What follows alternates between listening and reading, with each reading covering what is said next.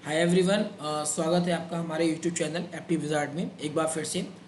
तो दोस्तों, वीडियो को स्टार्ट करने से पहले अगर आपने हमारे प्रीवियस सीरीज़ नहीं देखी है तो एक बार ज़रूर देखिए, जिसमें हमने आपको बताया कि स्क्वायर को आप कैसे फाइंड आउट करते हैं और बिल्कुल सिंपल मेथड्स में स्क्वायर ऑफ एनी नंबर्स को आप कैलकुलेट कर सकते हैं, चाहे वो आपका लास्ट में 5 डिजिट्स हो या फिर 100 के अप्रॉक्सीमेट हो या लेस देन हो, मोर देन हो, या स्क्वायर ऑफ एनी नंबर्स हो। और अगर आपने हमारे चैनल को सब्सक्राइब नहीं करा तो चैनल को सब्सक्राइब करिए, शेयर करिए और लाइक करिए। तो चलिए स्टार्ट करते हैं आज का सेशन। जैसा कि आपने देख रहा होगा स्क्रीन में, find the square root of any number. तो हमें क्या करना है, स्क्वायर रूट्स निकालना है ऑफ एनी नंबर्स का विद इन 2 सेकेंड्स। कैसे निकालते हैं, तो चलिए स्टार्ट करते हैं। देखिए, सबसे पहले तो ये कि आपको स्क्वायर पता होना चाहिए 1 से लेकर 9 तक। 1 का स्क्वायर 1, 2 का 4, 3 का 9, 4 का 16, 5 का 25, 6 का 36, 7 का 49 एंड 8 का 64, 9 का 81। तो लास्ट डिजिट हमें पता होना बहुत ज़रूरी है।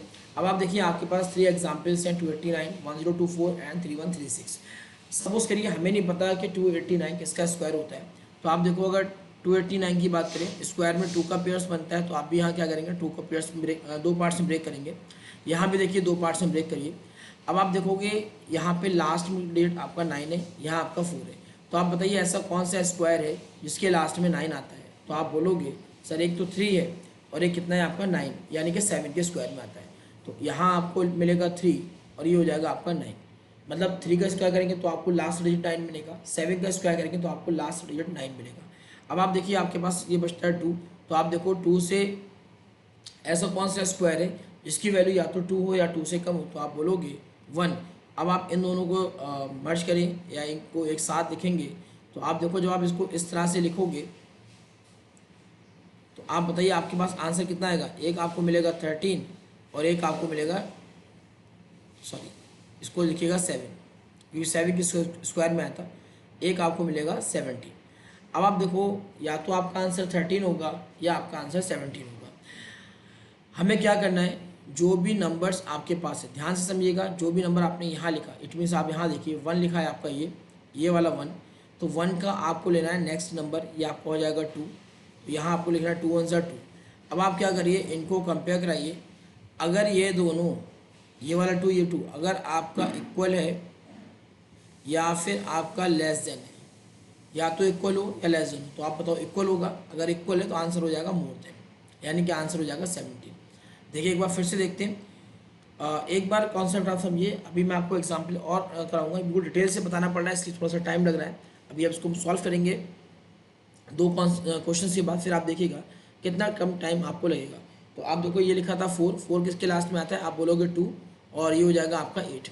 अब आप बताइए ऐसा कौन सा स्क्वायर जिसकी वैल्यू 10 से कम हो। तो आप बोलोगे 8 या 9 या 7।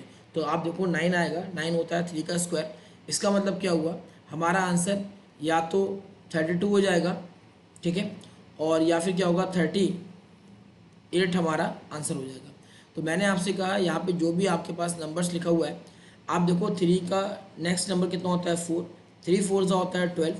जैसे ही आपने लिखा 12, तो आप बताओ ये इससे 10 से कितना है, मोर देन है या लेस देन है। तो आप बोलोगे मोर देन है। और जब कभी भी ध्यान रखिए, अगर मोर देन होता है तो आपका आंसर क्या होगा, लेस देन, यानी कि आपका आंसर आ जाएगा 32। ऐसे ही आप देखो, अगर हम इस पार्ट को ब्रेक करते हैं तो आप देखिए 6 किसके लास्ट में आता है। तो आप बोलोगे 4 के और 6 में 31 से लेस देन किसका स्क्वायर होता है। तो आप बोलोगे 5 होता है, यानी कि आपका आंसर या तो 54 होगा या 56 हो जाएगा। अब आप देखिए, मैंने आपसे कहा जो भी नंबर आपका लिखा है इसका आप लोग को नेक्स्ट नंबर, तो ये हो जाएगा आपका 6। 5 से कितना हुआ 30।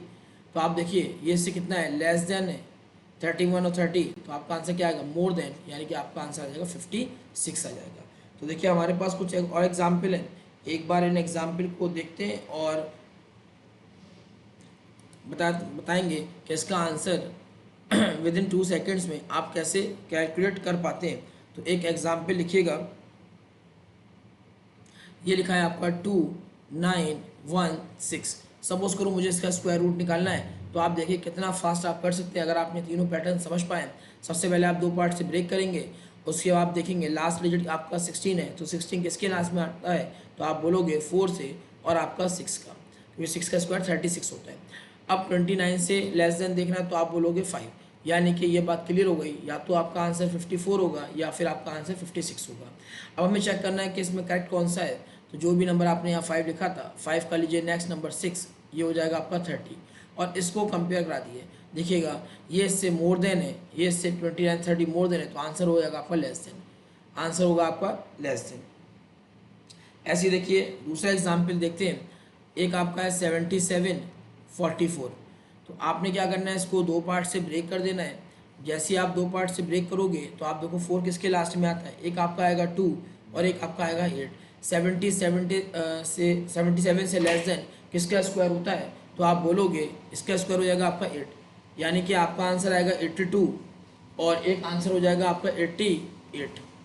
हमारे पास दो आंसर्स हैं, आपको देखना है 8 का नेक्स्ट नंबर कितना आता है 9, 8 9 से होता है 72, और 72 और 77, तो आप देखो ये इससे कितना है, लेस देन है या मोर देन है, तो आप बोलोगे लेस देन है, और जब चीज़ें लेस देन होंगी तो आपका आंसर क्या आ जाएगा, मोर देन, यानी कि आपका आंसर आएगा 88। उसके बाद देखिए थर्ड एग्जाम्पल देखते हैं। एक एग्जाम्पल और है आपका, इसमें आपका लिखा है 1296। तो आप देखो इसको दो पार्ट्स में ब्रेक करोगे। जैसे ही आपने दो पार्ट में ब्रेक करा, 6 इसके लास्ट में आता है, आप बोलोगे 4 और 6। 12 से लेस देन कितना होगा स्क्वायर, आप बोलोगे 3, फिर आंसर कितना हुआ 34 एंड 36। तो आप देखो 3 से मोर देन कितना होता है 4, 3 4 12। ये देखो दोनों नंबर्स क्या है आपके इक्वल है, और जब नंबर आपके इक्वल होंगे तो आंसर क्या होगा आपका मोर देन, यानी कि आपका आंसर आ जाएगा 36। तो दोस्तों उम्मीद करते हैं आपको ये सेशन हमारा अच्छा लगा होगा। वीडियो को ज़्यादा से ज़्यादा देखिए, लाइक करिए, शेयर करिए, और मिलते हैं अगली वीडियो में। जब तक के लिए बाय बाय, टेक केयर।